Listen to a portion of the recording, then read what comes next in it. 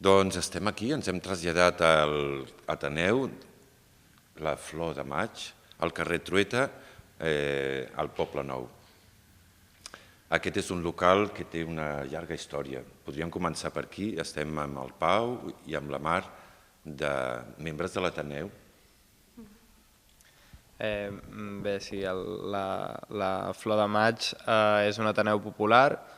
De fet, és l'antiga seu d'una cooperativa obrera que es construeix l'any 1896. De fet, la cooperativa es funda l'any 1892, si mal no recordo, i era una propietat col·lectiva i cooperativa, i bàsicament era una cooperativa obrera que nodria d'aliments i de roba en els treballadors de l'època. Aquesta cooperativa va creixent i arriba a ser una de les més importants de Catalunya, per no dir la més important, amb més d'1 miler de socis, i va obrint sucursals per tot Catalunya. A partir d'aquí, amb l'arribada del franquisme, hi ha una expropiació massiva de tot el teixit associatiu i de tot el teixit cooperatiu, no només del barri, sinó de tot l'Estat, i amb això aquest Ateneu Popular passa en mans d'una propietat la qual hem estat investigant i la qual ja explicarem que considerem il·legítima. Això durant els anys del franquisme va passant d'unes mans en unes altres i amb l'arribada de la democràcia, i sempre això ho posem entre cometes, hi ha una reivindicació veïnal la qual reivindica això com a espai del barri, com a Ateneu Popular. Això passa a ser un Ateneu Popular veïnal de titularitat pública, però de propietat il·legítima, com considerem en aquesta campanya, i per tant l'Ajuntament paga un lloguer cada mes per tenir aquest espai de titularitat pública. És amb l'arribada de Convergència i Unió a l'Ajuntament de Barcelona, que decideix deixar de pagar aquest lloguer que pagava de 5.400 euros al mes a la propietat i tancar aquest espai. Hi ha 3 o 4 mesos de reivindicacions i de mobilitzacions i de reclames veïnals de que aquest espai es torni a obrir, i davant la negativa insistent de l'Ajuntament, el veïnat decideix entrar desobeint en aquest espai i reivindicar-lo com un espai autogestionari que reincorpori els valors cooperatius com al principi. És un procés admirable i aquesta tradició sembla que llavors travessa les generacions i són ara potser els nets dels que ho van viure, perquè aquest és un lloc molt entranyable pel Poble Nou. Justament, efectivament, ara mateix aquí a l'Ateneu una de les característiques més bàsiques és que és multigeneracional. Tenim des de gent que treballant aquí, i autogestionant l'espai, hi ha gent que va estar el primer cop a l'Ateneu, fins gent que va estar el segon cop quan l'Ajuntament ho va reobrir, i gent com jo mateixa que m'he incorporat ara a l'espai. I sempre l'Ateneu ha tingut els mateixos valors. Has parlat d'una campanya. Et refereixes al franquisme, ho va expropiar, el Poble Nou ho recupera. En què ha consistit aquesta campanya? Bé, ho expliques tu? Si vols. Bé, vam començar aquesta campanya, ara farà com a molt un mes, i era una campanya de cara al judici, que era en teoria avui però que s'ha anul·lat, s'ha suspès. I aquesta campanya volíem reivindicar que des que el franquisme va expropiar, tot i ser una propietat dels obrers i de la cooperativa, tot i això, el franquisme va expropiar i des de llavors mai ha arribat al que és el seu propietari legítim, que és el poble, i el poble del Poble Nou. I amb això volíem dir que nosaltres ens creiem els hereus d'aquella tradició obrera i, per tant, la propietat hauria de tornar a qui pertanyia, que és a tot el poble, i fer d'això un espai públic autogestionat en tot moment. No en cap moment hem dit que això ho compri l'Ajuntament i ho gestioni l'Ajuntament. Per nosaltres el nostre objectiu és que acabi sent de les entitats i les entitats siguin les mateixes que ho gestionin. El fet de reivindicar-ho és una cosa com una mena de dignitat que s'ha de recuperar, però en el dia a dia us suposa cap problema aquesta situació d'il·legalitat? Teniu que fer front a amenaces o ordres de desnonament? Teniu que costejar-vos processos judicials? Tot això us afecta realment en el desenvolupament de les activitats que es fan aquí? Home, en part, i en el moment en què has dit els costos judicials, això és una cosa que tenim molt present, que ara mateix, si perdéssim el judici, hauríem de costejar tot el tema del judici, i això ens suposa un problema.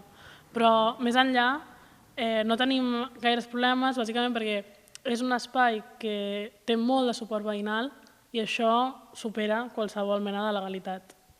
El fet de que tot el barri estigui recolzat en la Flor de Maig, que aquí s'organitza una festa, no necessites permís per demanar fer una festa, perquè al barri no et posarà cap problema.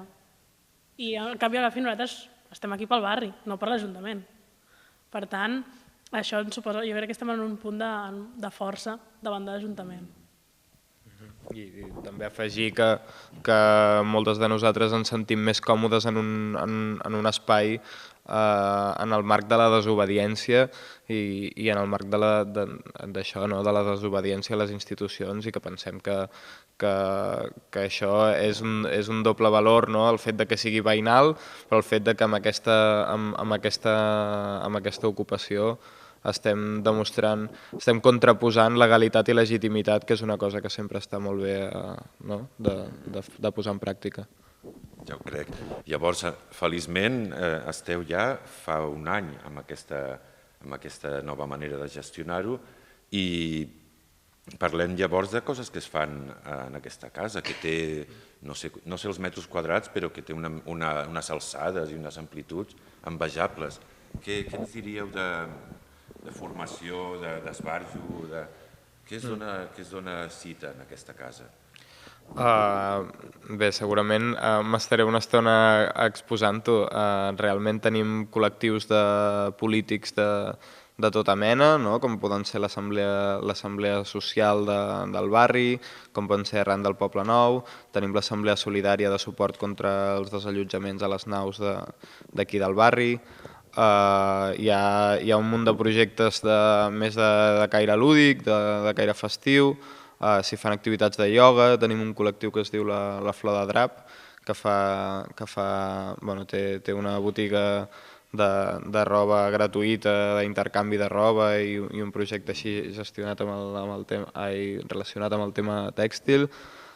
Tenim una cooperativa de treball que per nosaltres representa molt aquesta posada en pràctica novament del cooperativisme al barri, que és el Recuperem, que fa sopadors els dimecres. Com funciona una cooperativa de treball? Bé, això va suposar un debat a l'assemblea i bàsicament és una cooperativa que fa sopadors aquí els dimecres i és una cooperativa d'autorrenda de gent que la gran majoria estaven a l'atur en aquest context que estem vivint i que tenien una necessitat urgent d'això, de guanyar-se la vida i d'alguna manera aquí ho estan fent amb molt d'èxit, o sigui que esperem que tingui una llarga vida i que funcioni eternament. Sí, per una banda hi ha la política, les activitats de pensament, de conferències, etc. Després hi ha de cos, després hi ha veu, teatre. Hi ha alguns col·lectius que siguin fora del barri que també estiguin participant? El que sí que molts col·lectius o gent que ens coneix, perquè últimament hi ha gent que ens coneix a tota Barcelona i que és una cosa molt positiva, és que si hi ha grups d'assemblees o coordinadores d'assemblees que volen fer una reunió gran, saben que l'espai de la Flor de Maig els hi dona lloc.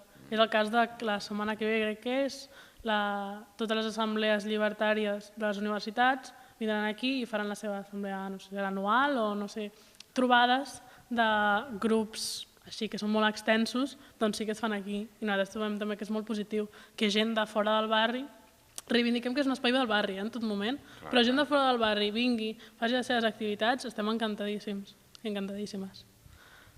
I també dir que m'ho deixava, que això és la seu de les cooperatives de consum del barri, que tenen seus en altres espais, però que aquí tenen l'espai de coordinació i que també és molt important, no? Que molts espais del barri que ja havien trobat lloc en altres punts de la geografia, no? Però que també troben aquí un espai de coordinació i un espai representatiu de tot el Poble Nou. Aquí, com deies, es funciona assembleàriament. Quina és l'experiència per vosaltres en un context que s'ha revifat molt i arran dels indignats s'ha posat com una cosa amb els seus codis de moda i tot això?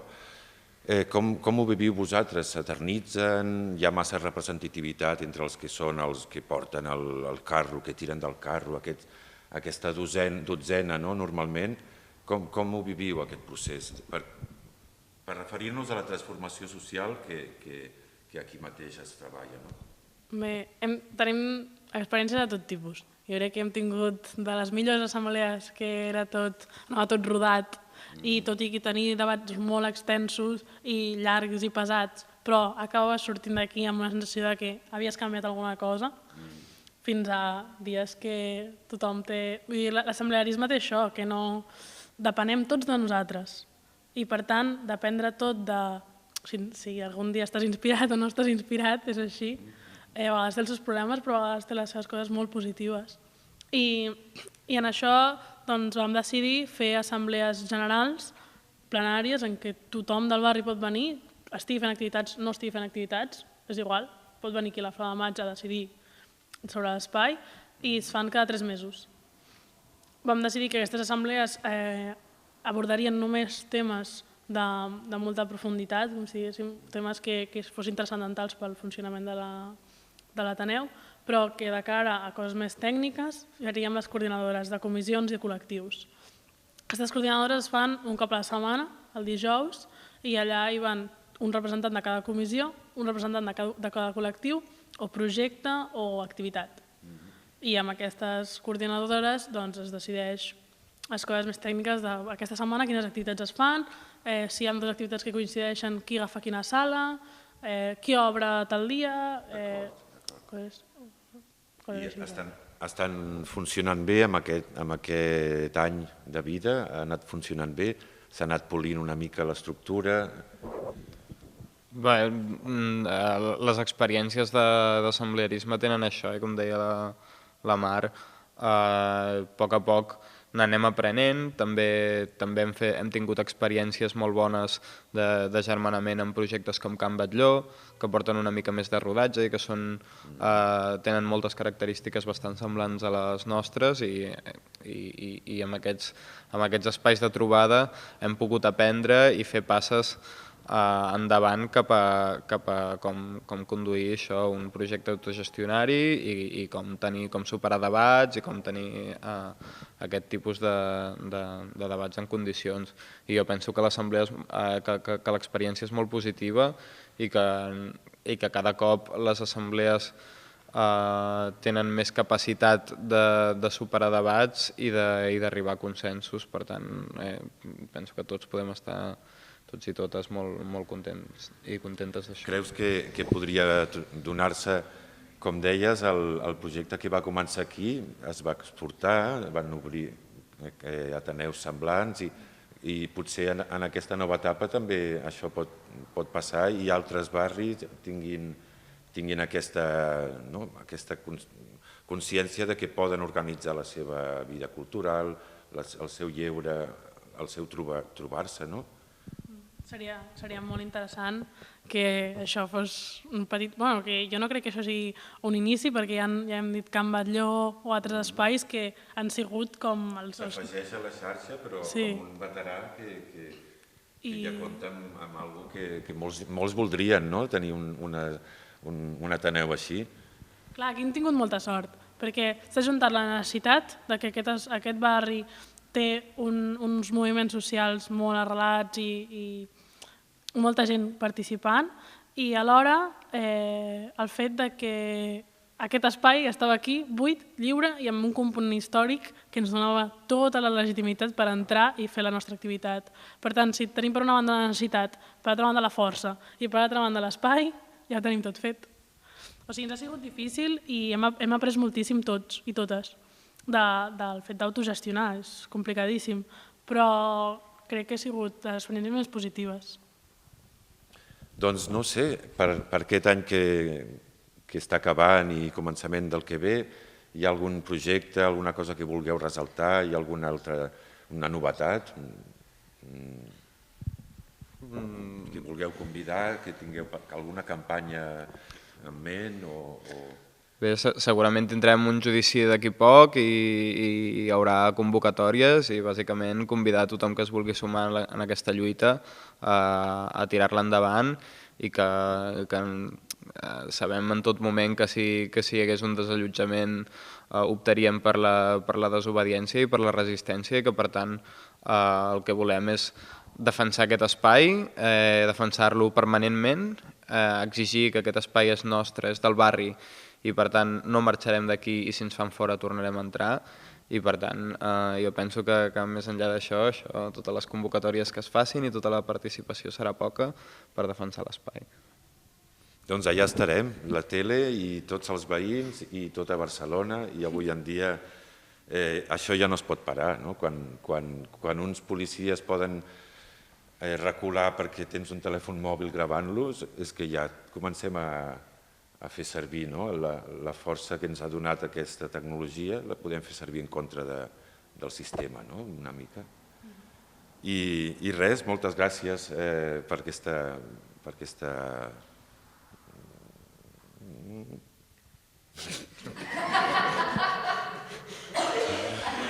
ocasió, jo què sé.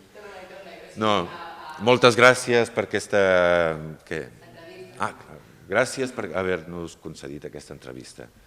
Bé, res, moltes gràcies a vosaltres, moltes gràcies a la tele i també tot el suport als projectes de contrainformació que sé que estan ara mateix a la tele, per exemple, en campanya i tot el suport en aquests projectes que crec que són necessaris per fer difusió de coses tan maques com aquesta.